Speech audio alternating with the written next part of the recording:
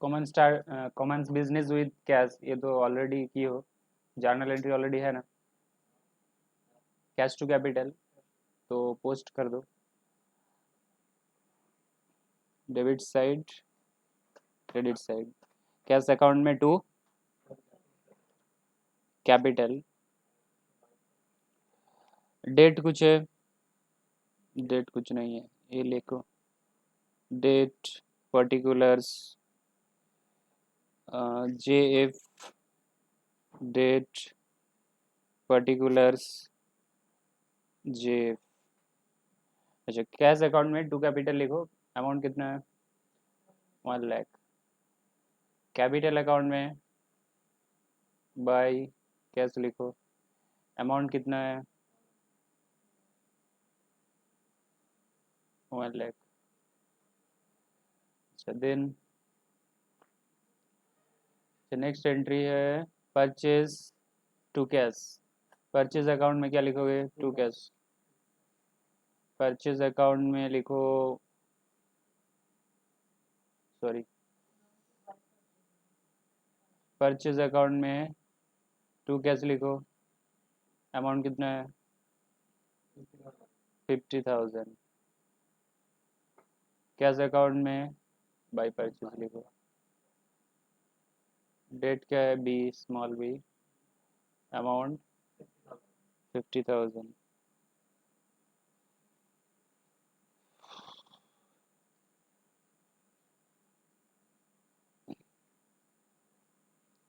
Next cash to sales. Cash to sales, cash account में to sale लिखो।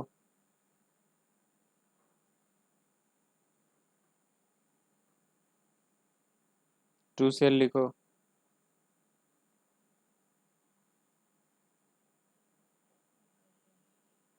Amount कितना है?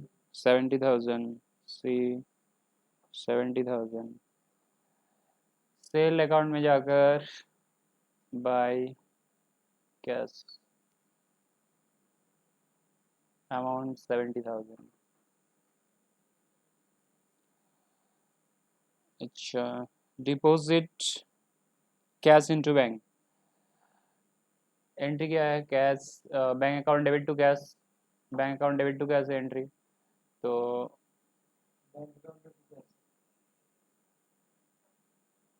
बैंक अकाउंट में टू कैश लिखो।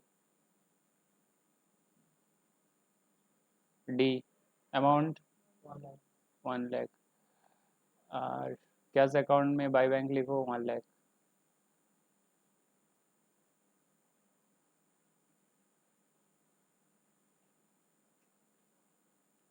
वन लाख।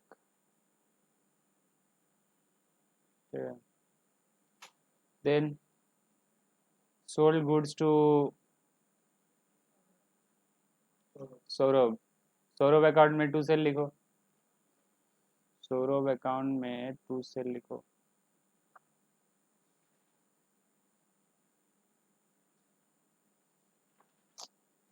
सौरभ अकाउंट में टू सेल लिखो।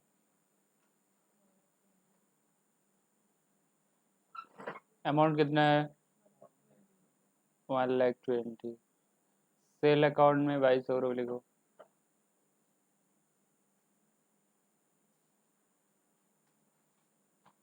अमाउंट कितना है? 1,20,000। अच्छा then purchase to Kailash. Purchase account में जाकर टू कोयलास लिखो। Purchase account to Kailash. Date क्या है? एफ 80,000। अच्छा, कोयलास में जाकर बाय बाय परचेज 80,000 एफ। अच्छा then amount receive from Saurabh. Bank to Saurabh. Bank account में जाकर टू सौरभ लिखो। टू सौरभ। अमाउंट कितना है? 1 लाख। और सौरभ में जाकर बाय बैंक, सौरभ में जाकर by bank.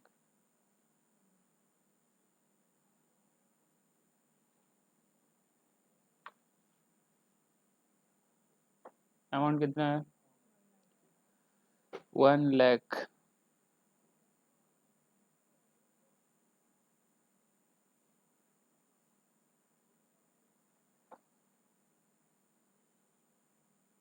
Withdraw cash from bank, cash to bank. Cash account में जाकर लिखो to bank.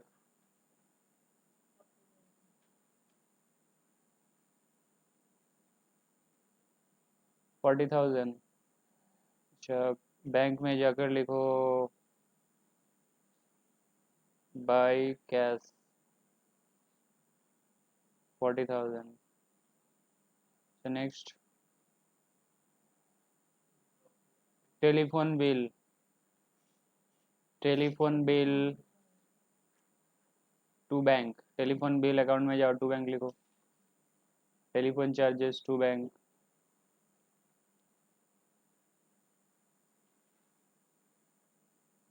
To bank amount कितना है? 3,000 है। अच्छा, बैंक में by telephone charges, by telephone charges bank में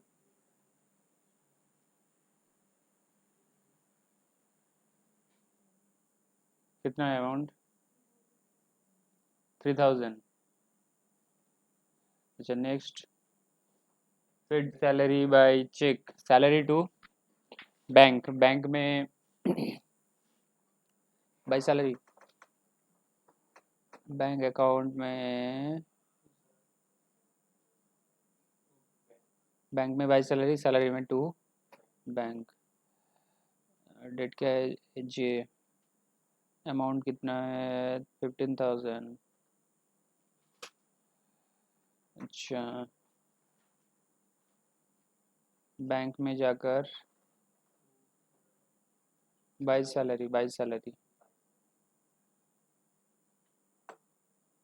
अमाउंट 15,000। पोस्टिंग डन, सारा सारा पोस्टिंग डन। तो क्या करना पड़ेगा? अकाउंट क्लोज करना पड़ेगा।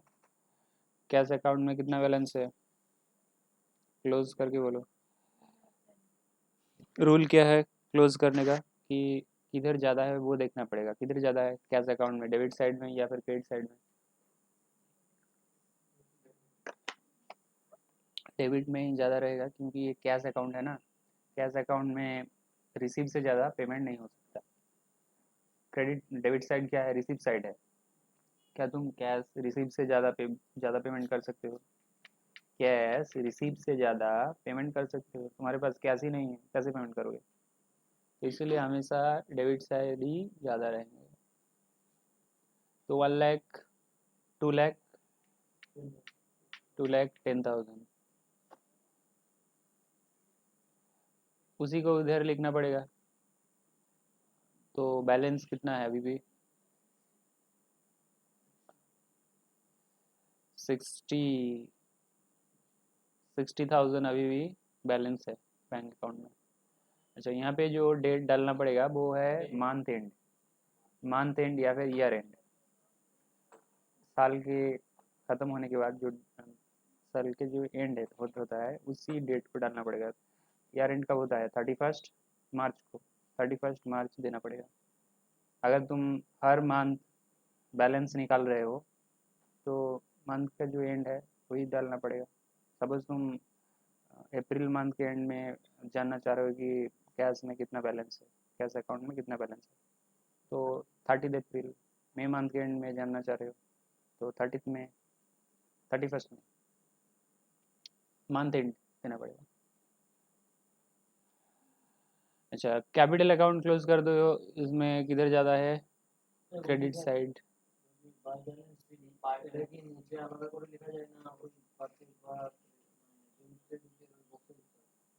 এই মধ্যে লিখতে হবে।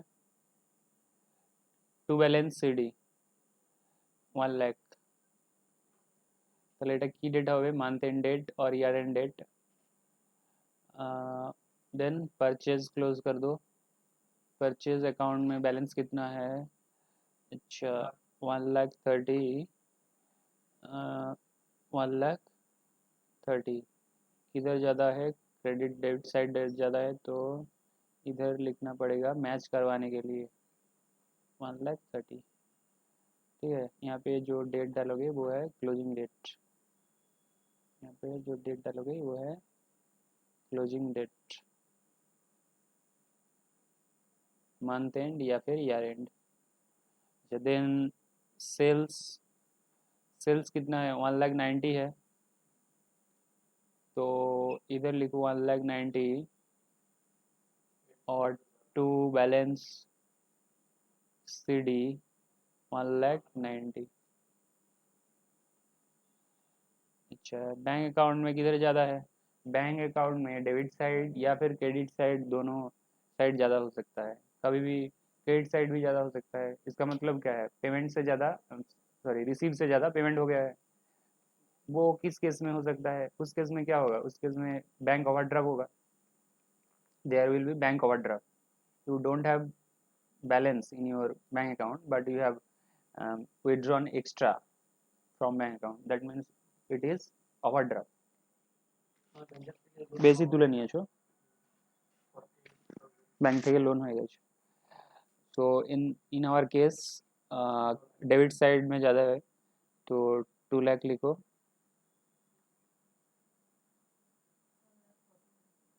2 लाख लिखो और बाय बैलेंस CD 1 लाख, 1,48,000 नहीं 58, 58 माइनस कर दो 1,42,000, 1,42,000। अच्छा सौरभ, सौरभ के केस में किधर ज़्यादा है? 1,20,000, डेबिट साइड ज़्यादा है, तो उसी अमाउंट को लिखना पड़ेगा बोथ साइड में। By balance CD, Saurabh account में बैलेंस कितना है? 20,000। यहाँ पे डेट देना पड़ेगा ईयर एंड डेट या फिर मंथ एंड डेट, जिस डेट पर तुम क्लोज कर रहे हो इस अकाउंट को। कोयलास, कोयलास अकाउंट में 80,000 है,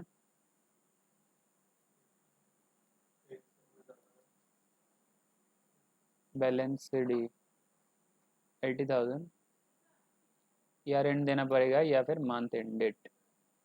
ये टेलीफोन चार्जेस 3,000,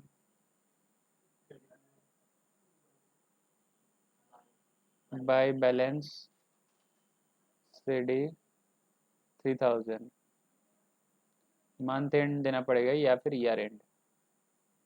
सैलरी के केस में सिमिलरली 15,000, 15,000 बाय बैलेंस CD। अच्छा यहाँ पे डेट देना पड़ेगा। अच्छा यहाँ पे जो डेट डाले हुए वो है मंथ एंड या फिर ईयर एंड। ठीक है,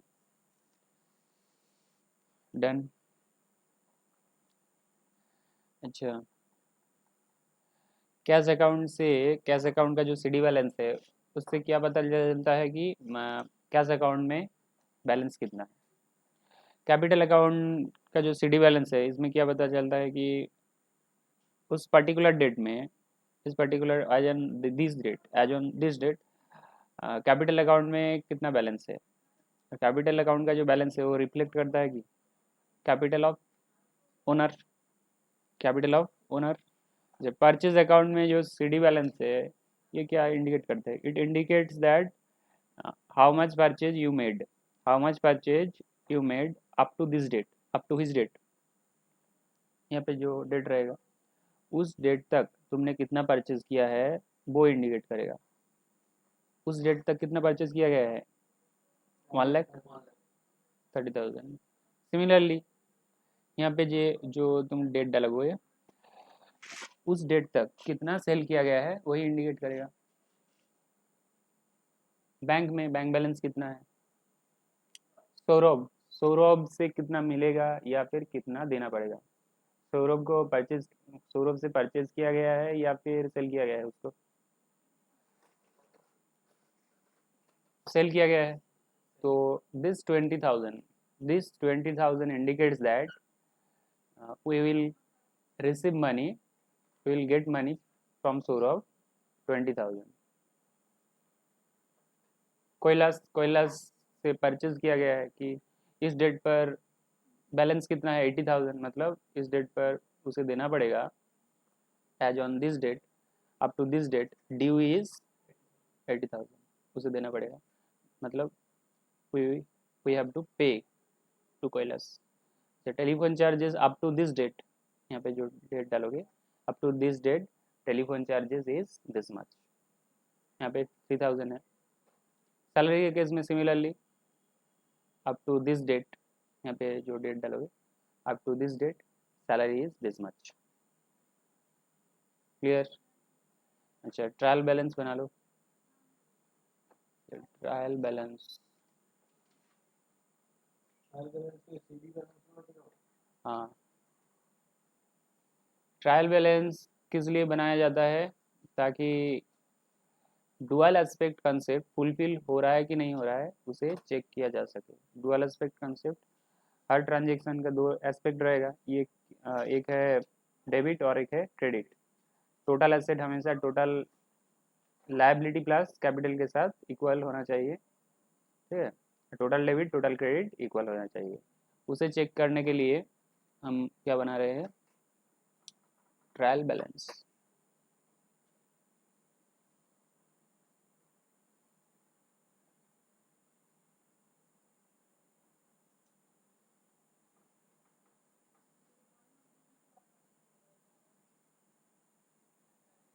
अच्छा ऊपर लिखो कि trial balance as on which date,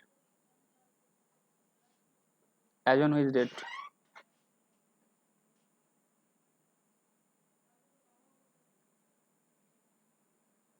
as on which date, यहाँ पे जो डेट डालोगे normally it is the year and,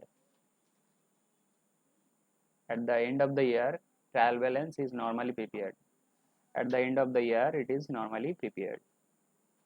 so अब डैश रखो क्योंकि डेट तो नहीं है, ईयर तो नहीं है, इसीलिए इधर लिखोगे डेबिट, इधर लिखोगे क्रेडिट।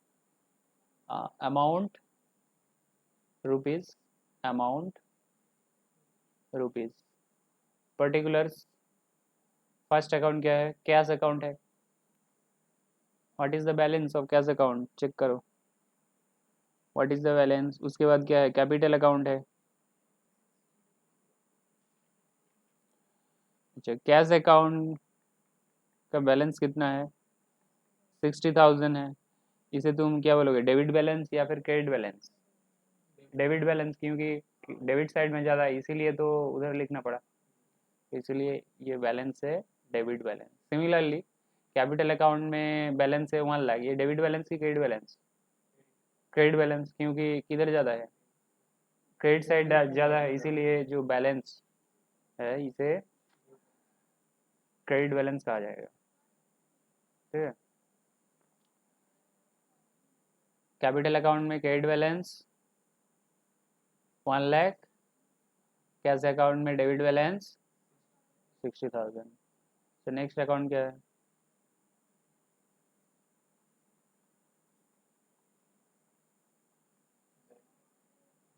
अच्छा purchase, purchase sales bank, purchase में up to this date purchase is 1,30,000, up to this date sale is 1,90,000। अच्छा पर सेल अकाउंट परचेज अकाउंट में किधर ज़्यादा है, डेबिट साइड, तो ये बैलेंस है डेबिट बैलेंस, परचेज का जो बैलेंस है डेबिट बैलेंस। सेल अकाउंट में किधर ज़्यादा है, क्रेडिट साइड में, जो बैलेंस रहेगा इसे क्रेडिट बैलेंस कहा जाएगा। तो परचेज में 1,30,000, सेल्स में 1,90,000। परचेज परचेज में 1,30,000 डेबिट बैलेंस, डेबिट साइड ज़्यादा है ना। और सेल्स अकाउंट में क्रेडिट बैलेंस 1,90,000। अच्छा, then bank Saurabh,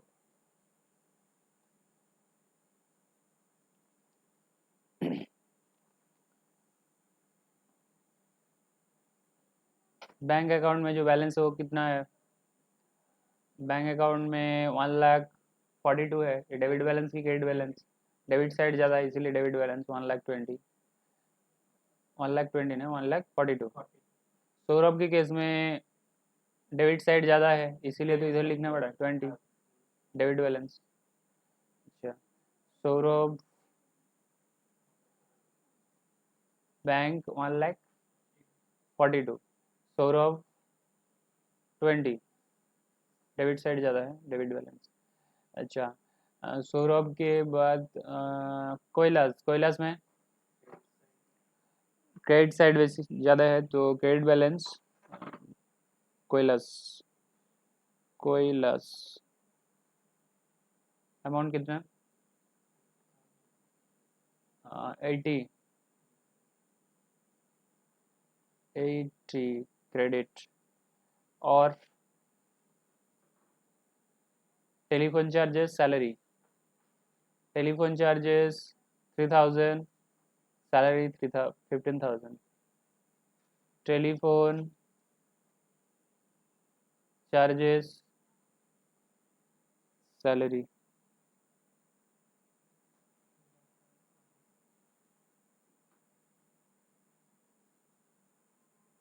telephone charges कितना है? 3,000। अच्छा, डेबिट या फिर क्रेडिट? डेबिट। एक्सपेंस ऑलवेज क्या होता है?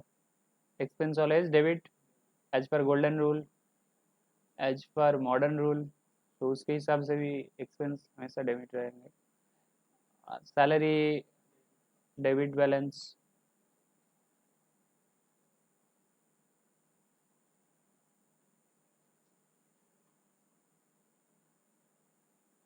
क्लोज कर दो, क्लोज करके देखो टोटल इक्वल हो रहा है कि नहीं। टोटल इक्वल होना चाहिए। अमाउंट कितना आ रहा है? 3,70,000, 3,70,000, 3,70,000।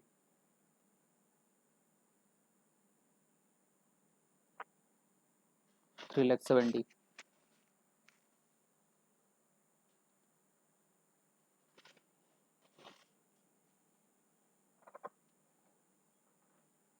ट्रायल बैलेंस के बाद क्या करोगे?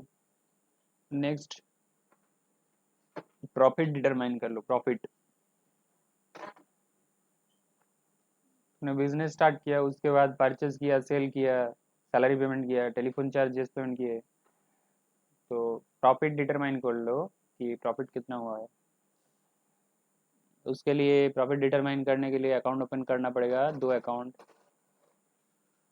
First is trading account, trading account open कर लो। ट्रेडिंग अकाउंट से you will get what profit? You will get gross profit। Trading account, trading account किस पीरियड के लिए? फॉर द पीरियड एंडेड, किसी पीरियड के लिए ही होगा। हो सकता है for the month, for a particular month, हो सकता है 6 मंथ के लिए, हो सकता है पूरा साल के लिए। किस पीरियड के लिए तुम प्रॉफिट डिटरमाइन करना चाह रहे हो? For the period ended. अगर मंथ ईयर एंड में प्रॉफिट डिटरमाइन करना चाह रहे हो तो फॉर द पीरियड एंडेड 31 मार्च 2019 या फिर 2020, वॉट एवर में भी। अच्छा, यहाँ पे पर्टिकुलर्स लिखो, रुपीज़ रुपीज़ लिखो, particulars.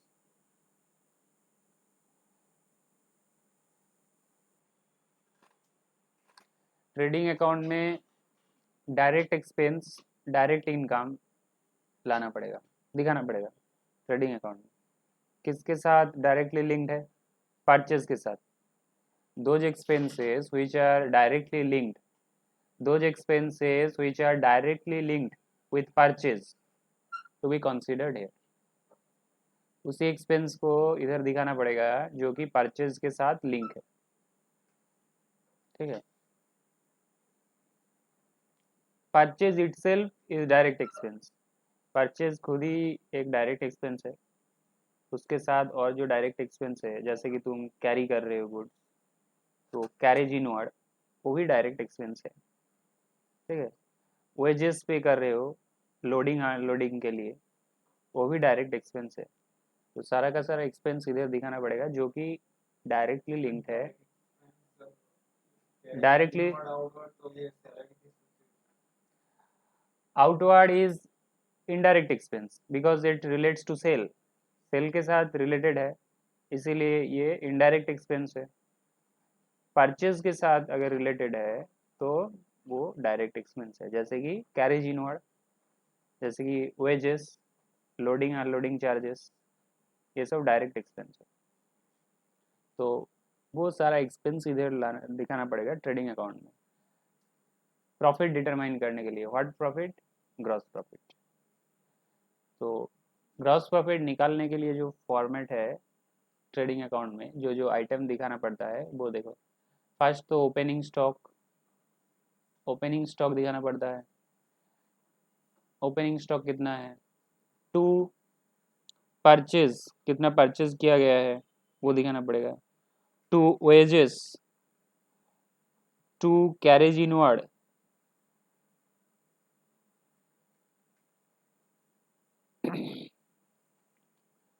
By sales, by closing stock,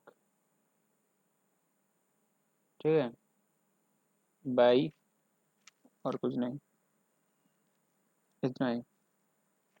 purchase तो डायरेक्ट एक्सपेंस ही है, उसके साथ जो वेजेस है और कैरेज इनवर्ड है, या फिर लोडिंग अनलोडिंग चार्ज, यहाँ पे लिख सकते हो लोडिंग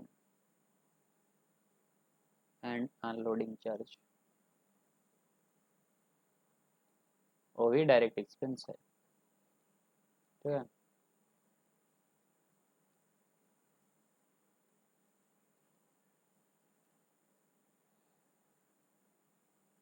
लेकिन in our given case, in our given example, क्या सारा का सारा डेटा तुम्हें मिलेगा? देखे तो क्या सारा का सारा डेटा, क्या all this datas are given, are available here, all this data are available here. देखो तो ट्रायल बैलेंस से देखो, ट्रायल बैलेंस से क्या क्या मिलेगा? सिर्फ परचेज मिलेगा एक्सपेंस के साइड में, और इनकम के साइड में सेल। तो सेल लिखो 1,90,000 और परचेज लिखो 1,30,000। ओपनिंग स्टॉक तो नहीं है क्योंकि इसी साल बिजनेस स्टार्ट किया गया है। ओपनिंग स्टॉक मतलब पिछले साल का जो क्लोजिंग स्टॉक था वही इस साल का ओपनिंग स्टॉक। तो अगर बिजनेस ही इसी साल स्टार्ट हुआ है तो ओपनिंग स्टॉक नहीं रहेगा ना। बिजनेस ही स्टार्ट हुआ है इसी साल, क्योंकि लिखा है ना बिजनेस स्टार्टेड कमांड्स, और यहाँ पे तो डेट नहीं है, ईयर नहीं है, इसीलिए ओपनिंग स्टॉक लिखने की ज़रूरत नहीं है। परचेज लिखना पड़ेगा, सेल कितना किया गया है वो लिखना पड़ेगा। अगर वेजेस है तो लिखना पड़ेगा क्या वेजेस है। देखो इनमें से कहीं पे वेजेस नज़र आ रहा है? नहीं है ना, तो वेजेस नहीं लिखोगे। अगर वहाँ पे if the item was given, in that case you would have written। तो यहाँ पे और कुछ आइटम नहीं है, तो लिखो प्रॉफिट कितना हुआ है। इधर तो 1,90,000 है और इधर 1,90,000 लिखना पड़ेगा। तो profit, gross profit during the year कितना है? ग्रॉस प्रॉफिट 60,000 है। Profit made during the year is 60,000, it is gross, gross, gross profit. इससे और एक्सपेंस माइनस करना पड़ेगा जो कि इनडायरेक्ट एक्सपेंस है. From this gross profit you need to deduct indirect expenses, then you will arrive at net profit. From gross profit you need to deduct, तुम्हें deduct करना पड़ेगा, you need to minus some indirect expenses, then you will get net profit. Indirect expense, all office related expense are indirect expense, all office related expense are indirect expense. So net profit determine करने के लिए और एक account open करना पड़ेगा जो कि है profit and loss account. Net profit determine करने के लिए और एक अकाउंट ओपन करना पड़ेगा जो कि है profit and loss account. Profit and loss account, जिसमें से क्या निकालोगे? Net profit. A V for the period ended, किसी पीरियड के लिए बनाया जाता है. For the period ended, for the month and हो सकता है, किसी मंथ के लिए तुम प्रॉफिट डिटरमाइन कर रहे हो कि इस मंथ में मेरा कितना प्रॉफिट हुआ है, या फिर 6 मंथ के लिए प्रॉफिट डिटरमाइन कर रहे हो, या फिर पूरा साल के लिए प्रॉफिट डिटरमाइन कर रहे हो. तो देना पड़ेगा क्या साल के लिए, क्या मंथ एंड के लिए, क्या ईयर एंड के लिए, पूरा साल के लिए. अच्छा, यहाँ पे ग्रॉस प्रॉफिट जितना हुआ है वो लिखना पड़ेगा gross profit. Gross profit BD बोल के लिखोगे तो उधर इधर सी डी करके रखो. C D means carried down, और इधर लिखोगे gross profit BD. BD means brought down, उसी को इधर लिखना पड़ेगा 60,000. उससे बहुत इनडायरेक्ट एक्सपेंस माइनस करना पड़ेगा. यू नीड टू माइनस और डिडक्ट डिफरेंट इनडायरेक्ट एक्सपेंसेस, जैसे कि salary, wages, rent, telephone charges, electric charges, सब इनडायरेक्ट एक्सपेंस माइनस करना पड़ेगा. इसीलिए इधर लिखोगे सैलरी और टेलीफोन चार्जेस और प्रिंटिंग एंड स्टेशनरी एक्सपेंस. ठीक है, और कुछ बोलो, बिजनेस रिलेटेड और एक्सपेंस बोलो जो कि इनडायरेक्ट है, ऑफिस रिलेटेड है, मतलब परचेज के साथ डायरेक्टली लिंक्ड नहीं है. Commission, you can pay commission. Suppose you are selling goods, you may pay commission to sales agent, so commission is expense. Then discount allowed, you can sell goods on discount.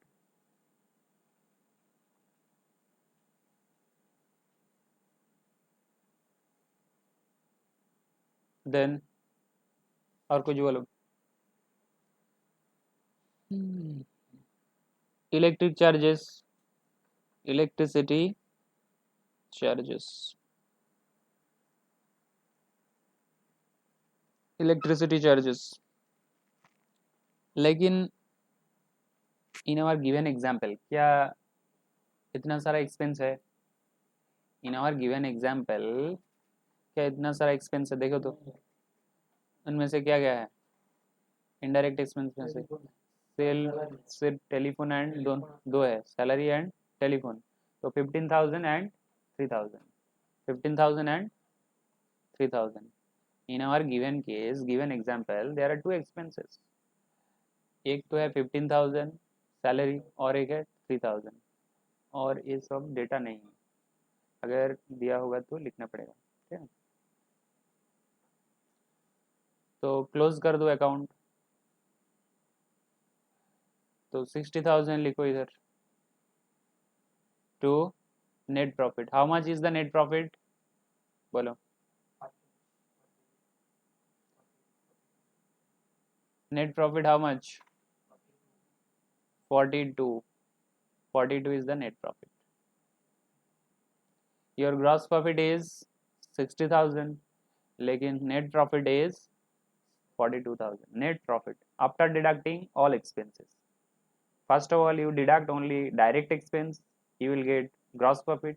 Then you will deduct indirect expenses and consider indirect income also.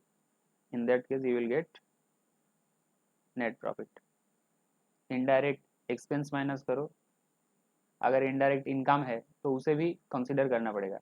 Suppose commission है, तुम side business कर रहे हो तो तुम्हें क्या मिलेगा, commission मिलेगा, कमीशन रिसीव, वो भी तो इनकम है, तो कंसिडर करना पड़ेगा अगर है तो.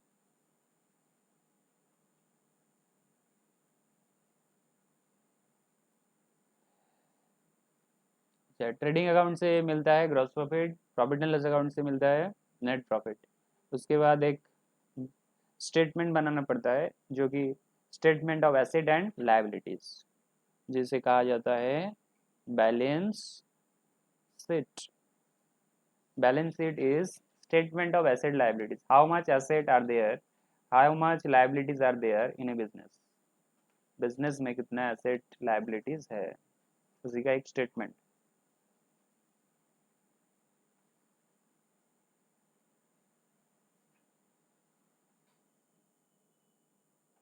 business में how much assets are there, how much liabilities are there, you can know from what sheet, balance sheet से मिलेगा. रुपीज रुपीज, इधर लाइबिलिटीज लिखो, इधर एसेट लिखो. बैलेंस शीट में पर्टिकुलर्स नहीं, liabilities and asset. Left hand side में liabilities, right hand side में एसेट. और इधर डेबिट क्रेडिट लिखना नहीं पड़ेगा क्योंकि ये अकाउंट नहीं है, it is a statement. Account और स्टेटमेंट में डिफरेंस क्या है, अकाउंट में हमेशा डेबिट क्रेडिट रहता है. In account there is debit and credit, but in statement there is no such debit and credit. Balance sheet, balance sheet में क्या दिखाओगे, asset and liabilities. Right hand side में asset, asset can be fixed asset, fixed asset जिस asset का life है more than 1 year और जिससे benefit मिलता है मोर देन 1 अकाउंटिंग ईयर. जिस एसेट से बेनिफिट मिलता है मोर देन 1 अकाउंटिंग ईयर में, this assets are called fixed asset. Example, building, you will get benefit from building over more than 1 accounting year, so it is fixed asset.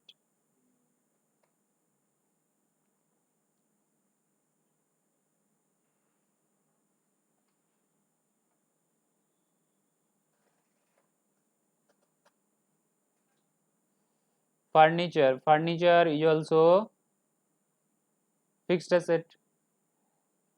Plant and machinery is also fixed asset. Fixed asset के बाद investment, तुम्हें balance sheet में दिखाना पड़ेगा how much investment you have made. You make investment in share, you make investment in securities, you make investment in gold. So how much investment you have made दिखाना पड़ेगा. How much investments are there in your business. तो investment में क्या हो सकता है, investment in gold, investment in securities, sorry securities छोड़ो, share बोलो, ठीक है. सिक्योरिटीज मतलब शेयर, डिवेंचर, डिवेंचर अभी छोड़ो, वो एडवांस अकाउंट में सीखोगे डिवेंचर क्या होते हैं. तो अगर शेयर में इन्वेस्ट करते हो, गोल्ड खरीदते हो, ये तो एक इन्वेस्टमेंट है, इधर दिखाना पड़ेगा बिजनेस में कितना इन्वेस्टमेंट है. इन्वेस्टमेंट के बाद current asset, current asset, how much current asset are there. Current asset means, तुम बोलो,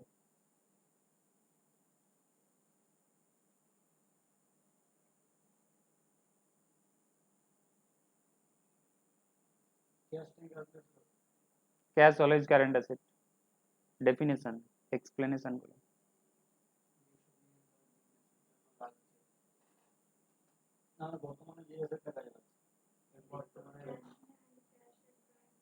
मुझे एग्जाम्पल नहीं चाहिए, एक्सप्लेनेशन बोलो। What is current asset?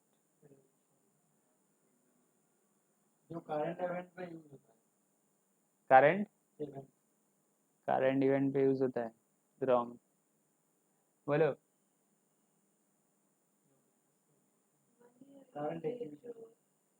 One year के लिए जो current assets are those assets from which you can realize money within 1 year. Current assets are those assets from which you can realize money, you can expect and you can realize money within 1 year. Within 1 year पैसा you can realize cash, जिससे तुम्हें पैसा मिल जाएगा within 1 year, वो asset है current asset. जैसे कि debtors, जिसे तुम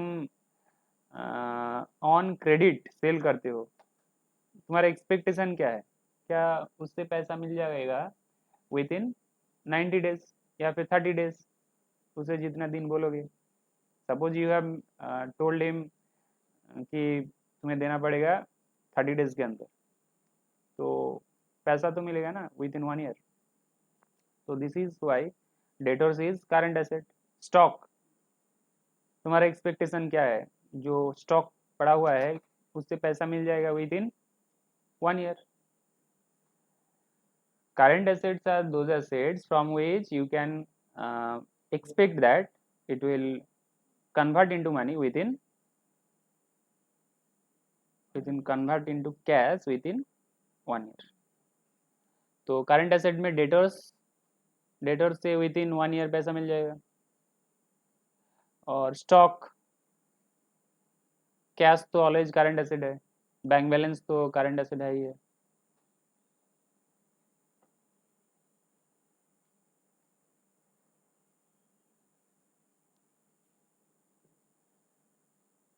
अच्छा, इसके बाद इधर लायबिलिटी साइड में फर्स्ट दिखाना पड़ेगा कैपिटल। कैपिटल कैपिटल के बाद loan,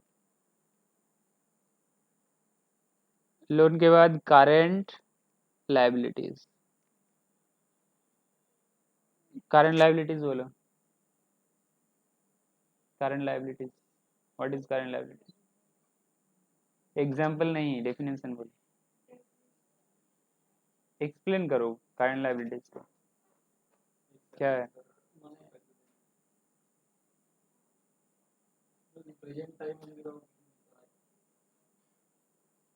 first of all liability क्या है? लायबिलिटी इज ऑब्लिगेशन टू पे, लायबिलिटी इज ऑब्लिगेशन टू पे, किसी को कुछ पेमेंट करना है वही है लायबिलिटी, प्रेजेंट ऑब्लिगेशन टू पे। अगर किसी को विद इन 1 ईयर पेमेंट करना है तो वो क्या है? Current liability.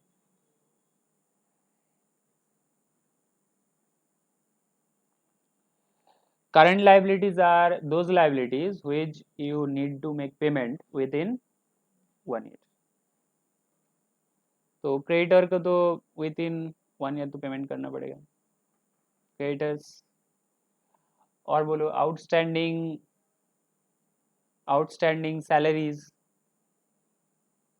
और बोलो outstanding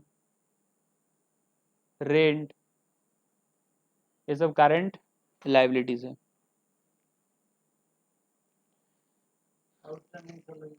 outstanding means due, outstanding means due.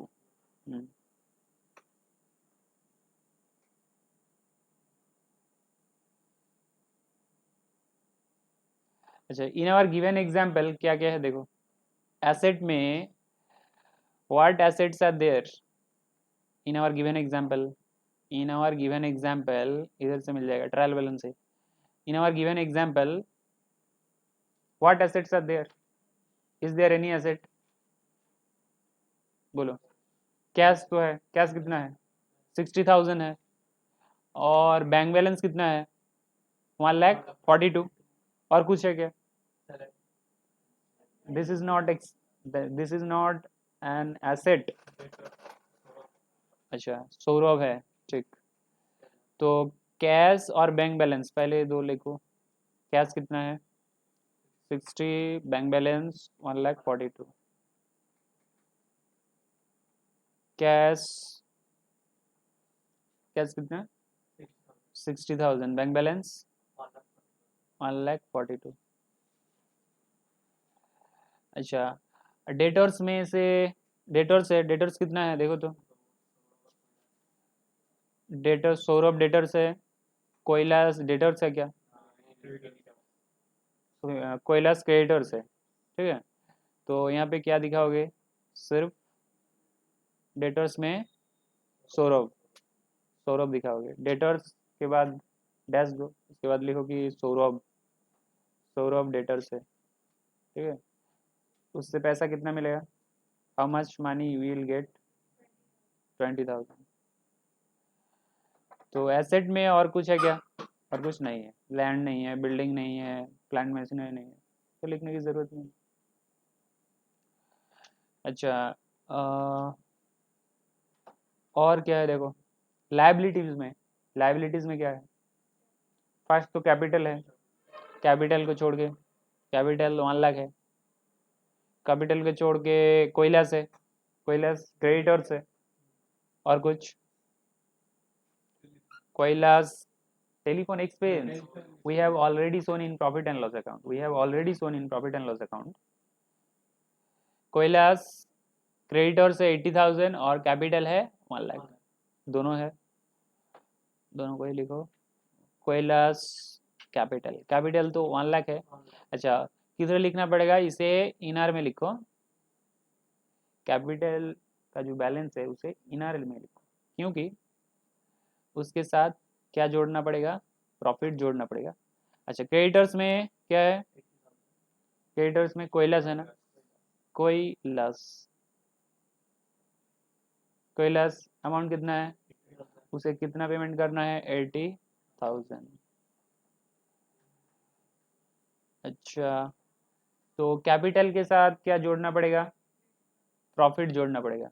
Net profit कितना है, नेट प्रॉफिट, नेट प्रॉफिट है 42,000। देख लो इधर है नेट प्रॉफिट, नेट प्रॉफिट है ना। इस नेट प्रॉफिट को किधर ट्रांसफ़र करना पड़ेगा, transfer to capital account, capital account. Capital account किसका अकाउंट है, it is the account of owner. तो प्रॉफिट जो रहेगा उसे जोड़ना पड़ेगा किसके साथ, कैपिटल अकाउंट के साथ, क्योंकि कैपिटल अकाउंट किसका है, it is the account of owner. तो अगर प्रॉफिट होता है कैपिटल अकाउंट के साथ जोड़ दो। तो इसीलिए कैपिटल अकाउंट में बैलेंस कितना है, 1 लाख। उसके बाद प्रॉफिट जोड़ने के बाद कैपिटल अकाउंट का बैलेंस कितना रहेगा, 1,42,000। लोन तो है ही नहीं, तो टोटल कर दो, टोटल करके बोलो कितना आ रहा है। Total asset total liabilities equal होना चाहिए, as per dual aspect concept, as per dual aspect concept total liabilities और टोटल एसेट इक्वल होना चाहिए। टोटल एसेट में कितना है, टोटल 2,22,22, टोटल एसेट 2,22,22 और इधर 2,22,22, लाइबिलिटीज 2,22,22 और asset 2,22,22। Dual aspect, as per dual aspect concept asset should always be equal to liability plus capital। Asset 2,22,22 और इधर लाइबिलिटीज 80 प्लस कैपिटल 1,42,000, तो इक्वल हो रहा है। अगर ये मैच नहीं होता है तो तुमने गलत किया है अंदर, हो सकता है तुम पोस्टिंग में गलत किए हो। पोस्टिंग, और जो लेजर पोस्टिंग होता है ना, जर्नल से लेजर, उसमें हो सकता है गलत हुआ हो, या फिर बैलेंसिंग करने में ये जो सीडी बैलेंस निकाल रहे थे ना, सीडी बैलेंस, हो सकता है इधर गलत हो जाए। In that case total asset and total liability will not match.